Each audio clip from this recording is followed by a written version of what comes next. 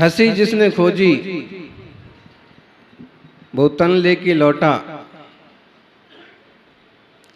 हंसी जिसने खोजी वो तन लेके लौटा। खुशी जिसने खोजी वो मन लेके लौटा।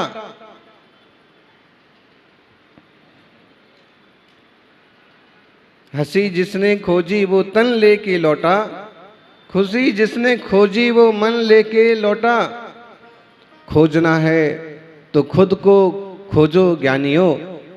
खुद ही जिसने खोजी ना वो तन लेके लौटा ना मन लेके लौटा। खुद ही जिसने खोजी ना वो तन लेके लौटा ना मन लेके लौटा। हंसी खोजने वाले हंसते मुस्कुराते चेहरों को अपनी आंखों में बसा करके और कोई तन लेकर के लौटते हैं, कोई चित्र लेकर के लौटते हैं, अपना बोझ लेकर के लौटते हैं। और खुशी खोजने वाले मन में किसी तरह के अरमान, किसी तरह की खुशहाली के लेकर के लौटते हैं। लेकिन जो खुद को खोजते हैं, जो खुद को खोजते हैं, ना वो तन लेके लौटते हैं, ना मन लेके लौटते हैं, वो चेतन लेके लौटते हैं, स्वरूप को पाके लौटते हैं। हम धर्म सभा में आए हैं ज्ञानी, वो अवसर कब आएगा कि हम जैसे आए हैं वैसे ना लौटें। वैसे घर से निकलते निकलते पत्नी आपको एक बार कह भी देती है कि जैसे जा रहे हो सीधे वैसे ही आना, है ना। और जिसमें कोई चालाक टाइप का पति हो तो उसको तो ये जरूर सुनने को मिलता होगा कि जैसे जा रहे हो वैसे ही सीधे लौट के आना। कभी पापा भी बोलते हैं बेटा को कि बेटा इधर उधर मत जाना, जैसे जा रहे हैं ना प्रवचन सुन के सीधे तुरंत घर वापस आना।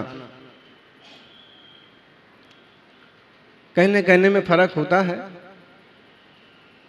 एक कहने में डाउट होता है और डांट होती है, दूसरा कहने में प्रेम होता है और काम होता है। अब वो ऐसे कह के भेजा गया है, आप ये सुन करके आए हैं कि जैसे जा रहे हो वैसे ही आना, तो आप जैसे आए हो वैसे ही जाओगे। बोलिए, बुद्धू हो कि बुद्धि, बुद्धू हो कि बुद्ध हो? कल्पना करना। वैसे कई सारे लोग बहुत बुद्धिमान होते हैं। शिखर जी जाएंगे ना तो कोई ना कोई संकल्प लेके आएंगे कि अब मैं ये यात्रा करके आया हूं, आजीवन आज से मेरा रात्रि में भोजन के साथ पानी का भी त्याग। मुझे तंबाकू गुटखे के बिना बिल्कुल नहीं जमता। मैंने गिरनार जी की जिस दिन यात्रा की उस दिन से कान पकड़ लिए। आज भी हमारा संकल्प पालन हो रहा है, त्याग है। होते हैं कि किसी ना किसी रूप में अपने जीवन को बदलते हैं। कम से कम इतना तो करें, तीर्थों पर जाएं तो पहाड़ों पर ना खाएं, खाने पीने की चीजें लेके ना जाएं। अगर कोई तकलीफ है स्वास्थ्य संबंधी तो भले पानी साथ में रहे, आपकी अपनी ही वस्तु साथ में रहे, वहीं से खरीदो, वहीं खाओ और वहीं कागज प्लास्टिक फेंको। ये अपने ही तीर्थों का अपमान है। बोलो, आपकी जिनालय की मुंबई में एक घटना घटी थी 4-5 साल पहले कि अमुक बदमाश लोगों ने जिन मंदिरों के सामने ऊट पटांग काम किए थे, कुछ गंदी डाल दी, ऐसा कर दिया, वैसा कर दिया है तो ऐसा ही करेंगे।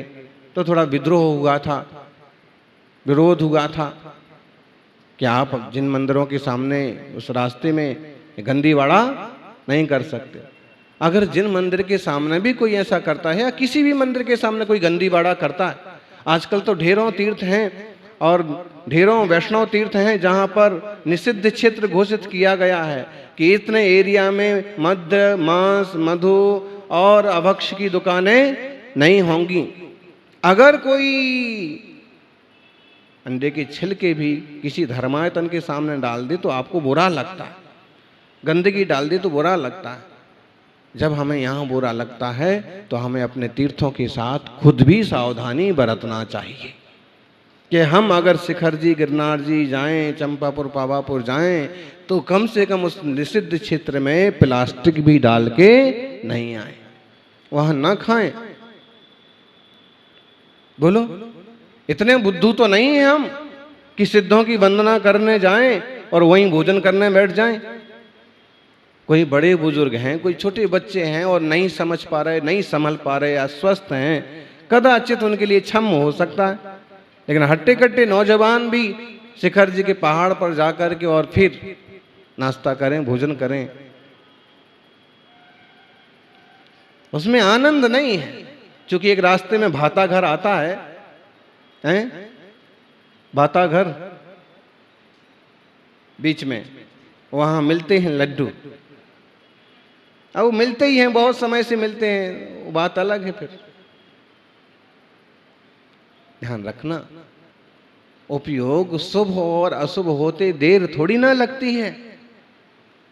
अभी तक आपका वंदना का भाव था, लेकिन जैसे ही विचार चेंज हुआ, भोजन का, नाश्ते पानी का विचार आया कि आपका वंदना का भाव हट गया और शरीर पुष्टि का भाव आ गया, शुभोपयोग से उतर करके अशुभोपयोग पर आ गए। सज्जनों, आचार्य देव कुंद स्वामी कहते हैं, धम्मेण परिणदप्पा अप्पा यदि शुद्ध संपयोग जुदो पावधि निब्बाण स्वहम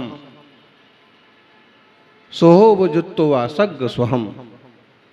प्रवचन सार की 11 नंबर की गाथा है। बहुत मंगलभूत शब्द हैं। आपको बुद्ध बनना है कि बुद्धू बनना है, ये आप पर निर्भर करता है। बुद्धू तो अपन बने हुए हैं, बुद्धू बने बने बहुत काल बीत गया, आज तक भी हमारी बुद्धि जागृत नहीं हुई, आज तक भी सम्यक दर्शन नहीं हुआ।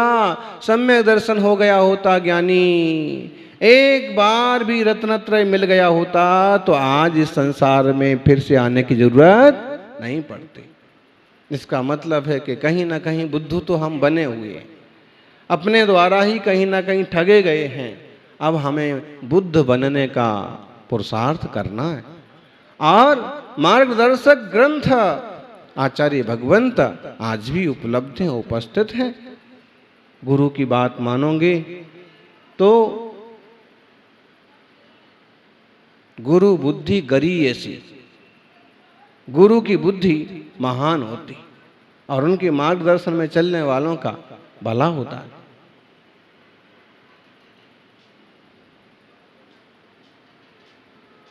गुरु का मतलब समझना। 28 मूल गुणों की साधना करने वाले मुनिराज, 28 मूल गुणों 36 मूल गुणों की आराधना करने वाले तपस्वी, उनमें भेदभाव नहीं करना, अपितु जहां भी संयम चारित्र की सम्यक आराधना मिले वो गुरु। ऐसा कलयुग है कि लोगों ने संतों को भी बांट लिया है, ग्रंथों को भी बांट लिया है, पंथों को भी बांट लिया। बचा क्या है जो ना बांटा हो। लेकिन ध्यान रखना, ये बंटवारे करने वालों को बंटवारा ही हाथ लगने वाला है, शुद्ध आत्मा हाथ लगने वाला नहीं है। जिनके मन में पक्षपात, पंथवाद का जहर घुला हुआ है, जिन्हें शास्त्र और गुरु के वचन समझ में नहीं आते हैं,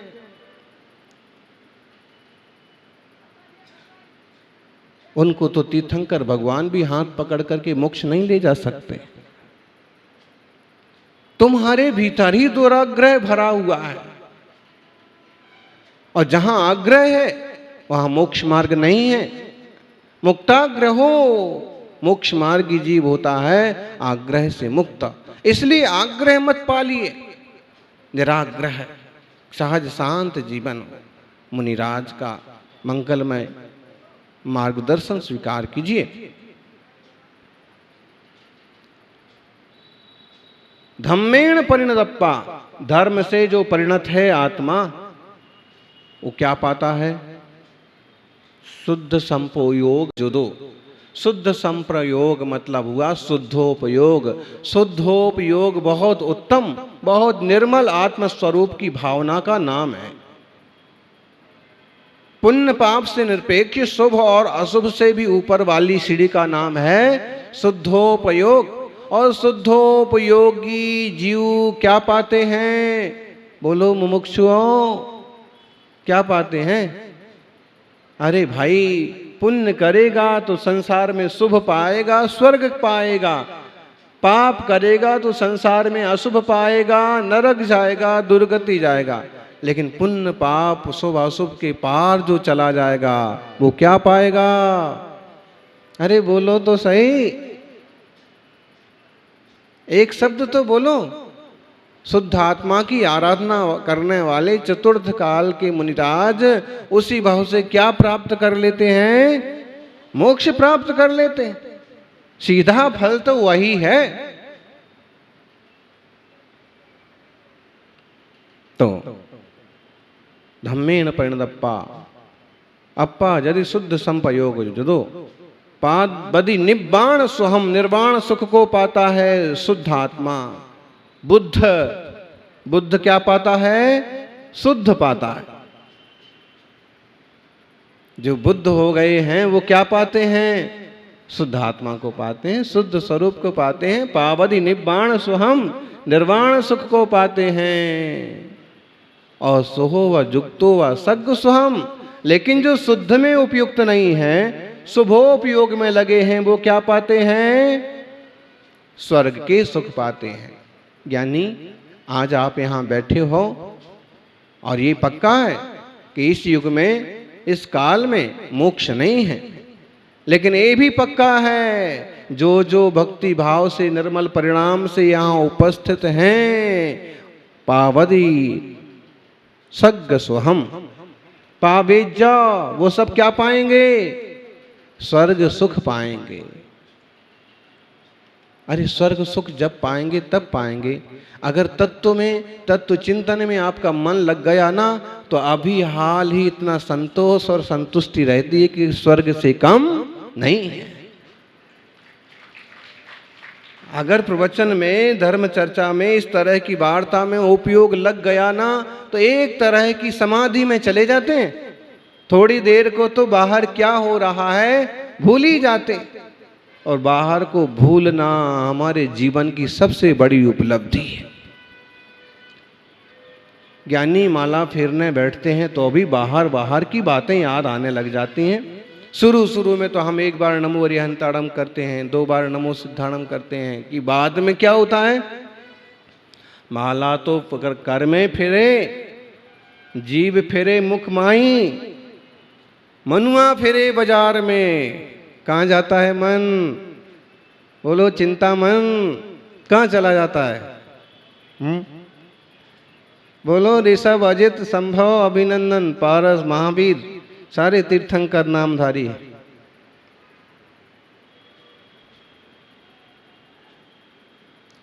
सत्य है कि नहीं है ये?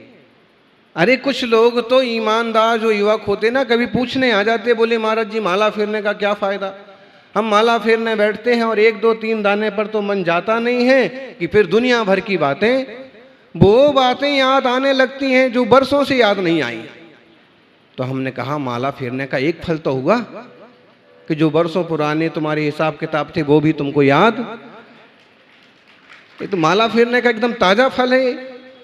तुरंत बोलते माला फेरोगे तो तुम्हें ये मिलेगा वो मिलेगा। माला फेरते फिरते तुमको याद आ गया कि 15 साल पहले हमने काका जी को 10,000 रुपये दिए थे, अभी तो भूले ही हुए थे। तो ज्ञानी माला फेरने का ये फल नहीं है, लेकिन ये है कि उस समय आपकी जितनी एकाग्रता बनी ना, उस एकाग्रता से आगे पीछे की बातें भी याद आती हैं। लेकिन कई बार वो अशुभ के कारण भी हो सकती हैं और कोई कोई शुभ की कारण भी हो सकती है। अब हम माला जाप कर रहे हैं, वो शुभोपयोग की दृष्टि से कर रहे हैं। तो अगर चित्त हमारा माला फेरते फिरते शिखर जी की यात्रा में खो गया, शिखर जी की यात्रा में चला गया, तो शुभ पर शुभ ही चल रहा है। लेकिन अगर किसी व्यापार बिजनेस वासना पर चला गया तो माला तो कर में फिरे, जीभ फिरे मुख माही, मनुआ फिरे बाजार में, यह तो सुमरन नाही। मन कहाँ फिर रहा है? बाजार में चला जाता है। माला फेरने में तो थोड़ा खतरा भी है, पूजा करने में उसकी अपेक्षा थोड़ा कम खतरा है, क्योंकि पूजा में बहुत लोगों का मन लग जाता है, अच्छे से गाते हैं, अर्घ्य चढ़ाते हैं, लेकिन बीच में कोई मोबाइल बजा कि पड़ोसी ने कुछ कम ज़्यादा चढ़ाया तो उसमें भी, और उसमें भी कहीं ये पंथी वो पंथी आ गया कि ये कैसे चढ़ा दिया तो वो कैसे नहीं चढ़ाया, तो उसमें भी थोड़े से विकल्प हैं। लेकिन सत्संग या प्रवचन में या आध्यात्मिक चर्चा में देखा जाए तो उससे भी कम विकल्प हैं, बल्कि विकल्प जैसे थोड़ी देर के लिए उन सारी चीजों से अपन लैस हो जाते हैं, हट जाते हैं, घट जाते हैं।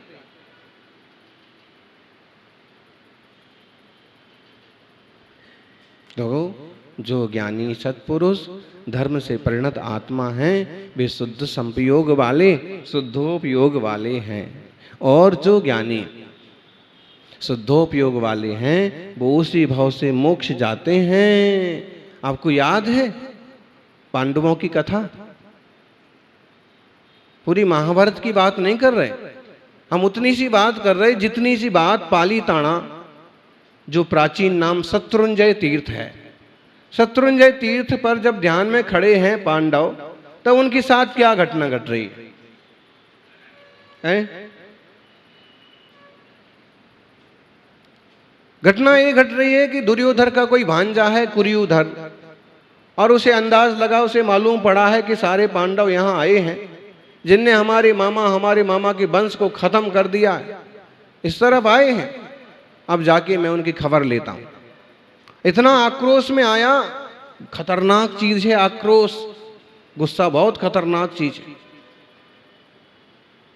उसकी भीतर की आग बाहर की आग में बदल गई, और उन्हें देख करके बहुत आग बबूला हो गया, झुंझला गया। अब यहां ध्यान में खड़े हैं, अब यहां तपस्वी का रूप धारण करके खड़े हैं, और जब हमारे मामा को मारा, सारा परिवार बर्बाद किया, तब ये ज्ञान ध्यान इनका कहां गया था? खूब नाराज हुआ, और उनकी शांत मुद्रा देख के शांति बढ़ने की बजाय अशांति बढ़ गई। होता है कभी कभी, ऐसा होता है कि नहीं है? जैसे आप श्रीमान जी से कुछ पूछें, कोई बात हो गई है, कोई लंबी चर्चा हो गई है, थोड़ी सी उठापटक हो गई, उसके बाद आप कुछ पूछें और एकदम चुपचाप शांत बैठे रहें, क्योंकि पहले ही इतना सुन चुके हैं, पहले इतनी भड़बड़ हो चुकी है कि अब वो इसमें रहे नहीं कि आप कुछ भी जवाब दिया जाए। अब आप कुछ भी पूछो और चुप चुप बैठे हैं, शांत बैठे हैं।